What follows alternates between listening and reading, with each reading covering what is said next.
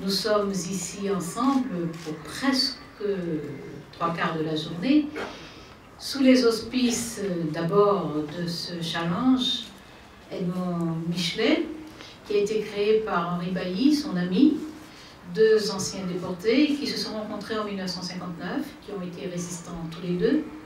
Henri Bailly ayant été secrétaire de la Confédération nationale des combattants volontaires de la résistance, et Edmond Michelet ayant été résistant et responsable de la région 5 du Mur, le Mur étant le mouvement uni de la résistance.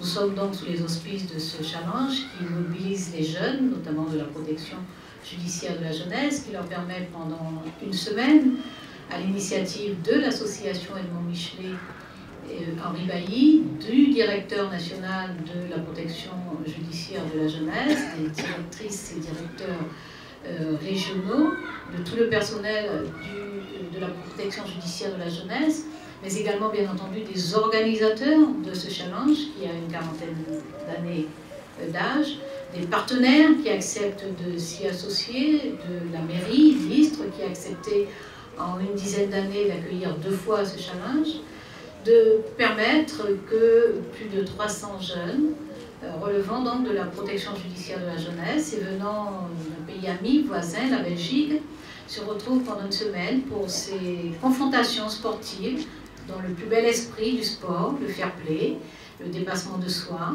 le respect de l'autre, le partage dans les activités d'équipe, l'émulation suffisamment forte pour vouloir aller au-delà de ses propres limites, mais tout en respectant les autres, de se rencontrer et puis de rencontrer d'autres partenaires, d'avoir d'autres expériences, d'être ouvert sur d'autres métiers.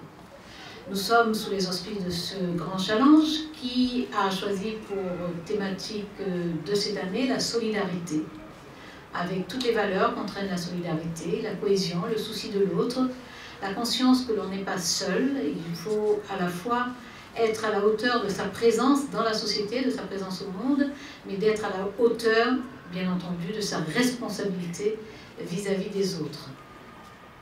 Nous sommes ici aussi, bien sûr, sous les auspices des valeurs de la résistance. Sous la protection, j'allais dire, de Jean Moulin, figure mythique de la résistance intérieure, de Félix Éboué, figure emblématique de la résistance extérieure. Il y a à peine un peu plus d'une semaine, nous avons commémoré la date du 8 mai 1945. Date où enfin les armes se taisaient en Europe.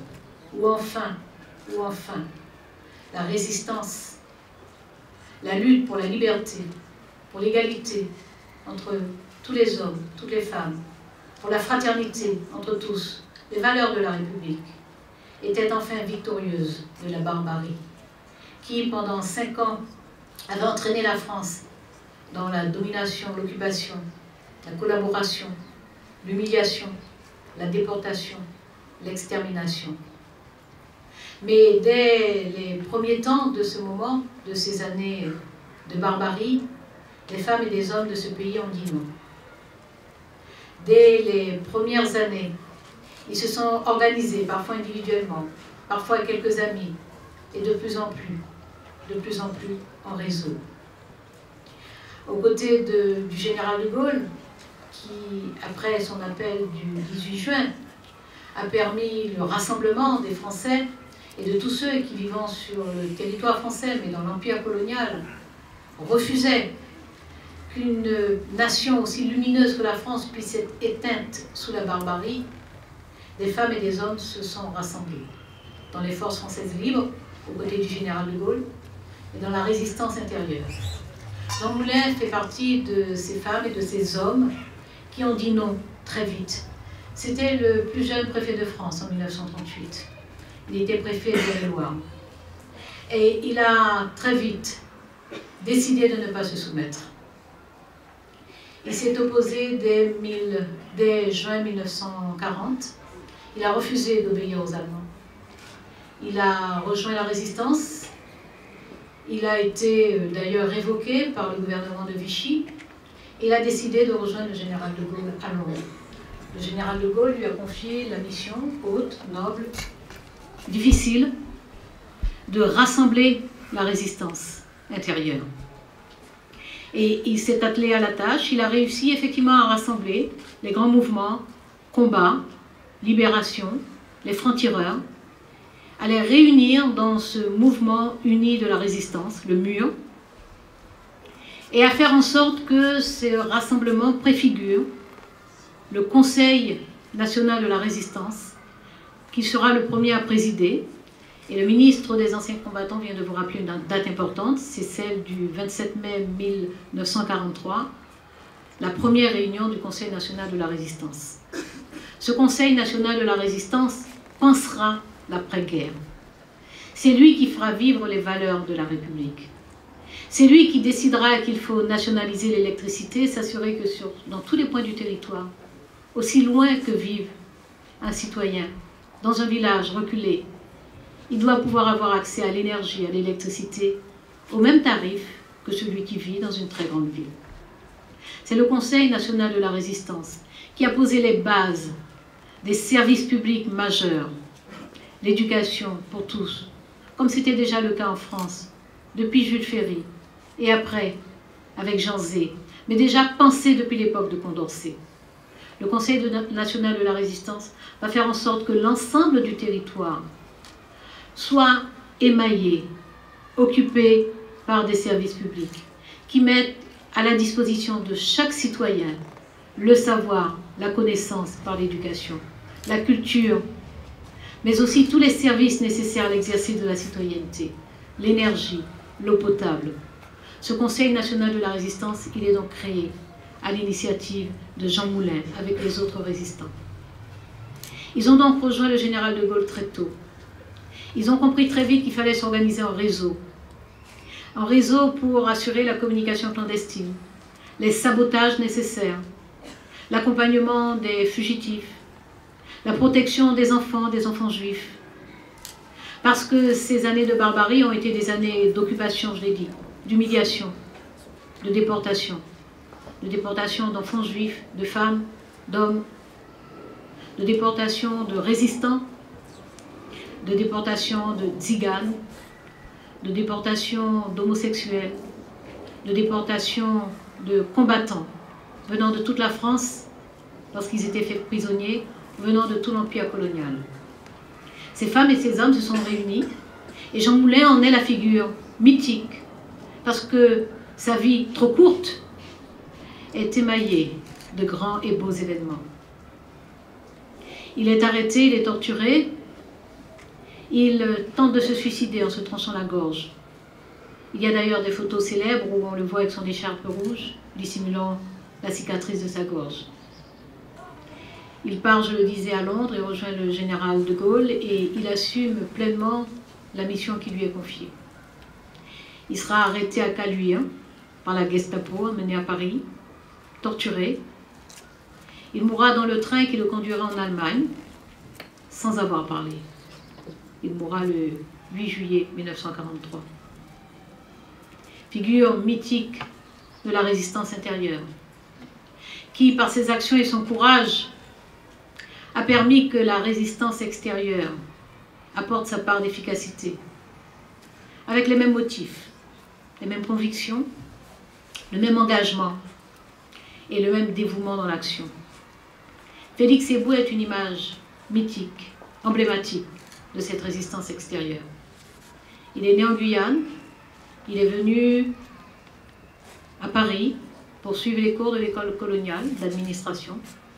Dès 1936, il est nommé gouverneur à la Guadeloupe. C'est la première fois qu'un noir, comme on disait à l'époque, comme on l'écrivait, accédait à un poste d'une telle responsabilité. Il trouve une situation difficile. La Guadeloupe est une colonie à cette époque. Une colonie où la division par la couleur est forte, est nette. Il réussira à établir du lien, du dialogue, une relation entre les habitants de la Guadeloupe. Félix Éboué partira ensuite en mission en Afrique. Il sera nommé gouverneur.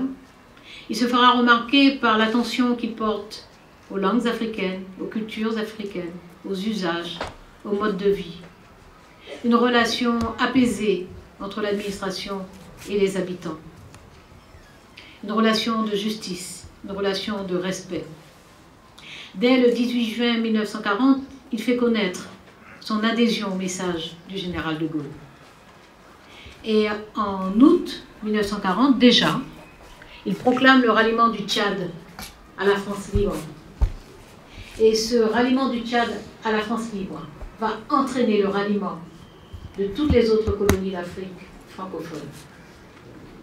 Félix Éboué va accueillir le général de Gaulle à Fort-Lagny en octobre. À cette occasion, le général de Gaulle va en faire le gouverneur général de l'Afrique équatoriale française.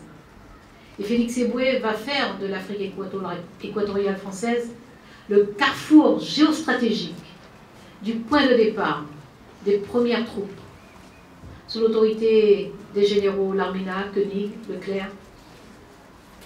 Parce qu'en ralliant le Tchad d'abord, puis toute l'Afrique équatoriale française aux forces françaises libres, il apporte effectivement une légitimité à la résistance du général de Gaulle, parce qu'il apporte un territoire et des troupes. Félix Éboué va résister, il va s'acharner d'une certaine façon à faire entendre le message de la résistance. Il aura servi d'exemple à ses propres enfants, déjà. Ses fils, Henri et Robert, vont servir dans la première défense française libre.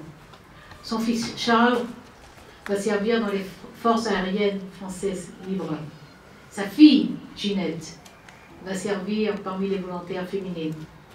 Et son épouse, Eugénie Tell-Éboué, une magnifique figure féminine, dont d'ailleurs une classe de collégiens guyanais assurait une étude récemment. Ils se sont déplacés depuis Saint-Laurent-du-Maroni en passant par Cayenne pour arriver à Paris, pour passer 2 semaines d'études à la recherche d'archives et de témoins sur la vie et la trajectoire d'Eugénie Tell-Éboué.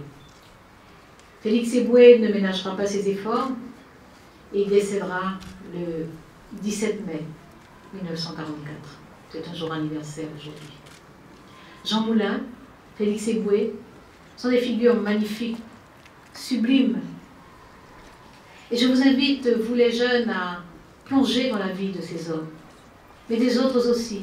Il y a des femmes, des hommes qui ont eu du courage à 14 ans, à 16 ans, à 18 ans, à 20 ans, de s'engager dans la résistance, d'entrer en clandestinité, de distribuer des tracts, des journaux, de porter secours, de s'engager dans les forces secouristes, d'entrer dans les réseaux clandestins, de lutter, de renoncer, de refuser la soumission, de prendre des risques sur leur liberté, sur leur vie, pour qu'aujourd'hui, nous soyons libres. Individuellement, personnellement, collectivement, en tant que génération, nous leur exprimons notre gratitude, notre reconnaissance, notre respect pour vivre aujourd'hui dans un pays libre, dans une république qui proclame les valeurs de liberté, les libertés individuelles, les libertés publiques, d'égalité. Nous sommes tous égaux, quelles que soient nos apparences, quels que soient nos âges, quels que soient nos parcours, quels que soient nos accents, quelle que soit notre culture d'origine. Nous sommes égaux parce que nous sommes des citoyens, des citoyennes, des êtres humains. Nous sommes égaux. Nous sommes solidaires de cette République, de cette nation, de ce pays. Nous sommes héritiers de son histoire, de son patrimoine culturel, intellectuel, philosophique, de ses valeurs. Nous ne sommes pas des héritiers qui consomment. Nous sommes des héritiers qui portent, qui transforment, qui préservent. Donc nous devons apporter notre part. Nous devons apporter notre part en ayant une vie d'intégrité, une vie de rectitude, une vie de courage, une vie de respect vis-à-vis des autres. Nous devons apporter notre part en veillant sur les autres et en veillant surtout à ce que les autres n'aient aucune raison de ne plus nous respecter, de douter de nous, de douter de la légitimité de notre classe. Pierre Bourreau-Solot, qui était un grand résistant, lui aussi, et qui parlait des résistants en disant que c'était les soutiers. Avec un soutier, c'est un matelot dans un navire qui apporte le charbon dans les chaufferies. Et soutier est un mot qui est utilisé souvent pour parler d'une personne qui a un rôle subalterne, mais indispensable. Les soutiens de la résistance, c'était ces femmes, ces hommes, anonymes, discrets, mais tellement déterminés et tellement indispensables à la victoire, à la liberté. Ils étaient modestes parfois, mais c'était parfois aussi de très hautes personnalités.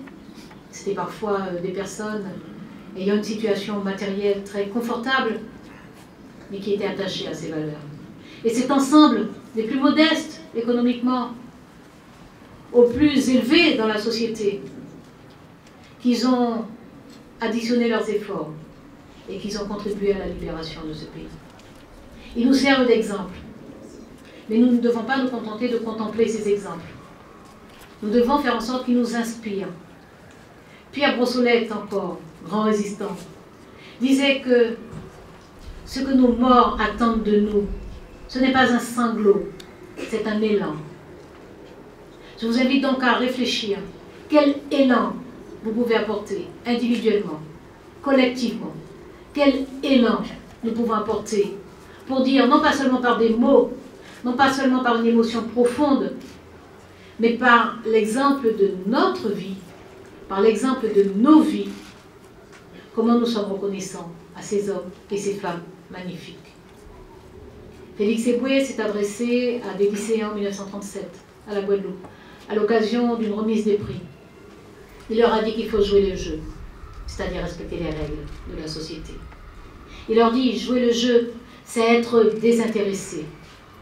Jouer le jeu, c'est piétiner les préjugés, tous les préjugés, et apprendre à baser l'échelle des valeurs sur les critères de l'esprit. Je vous remercie.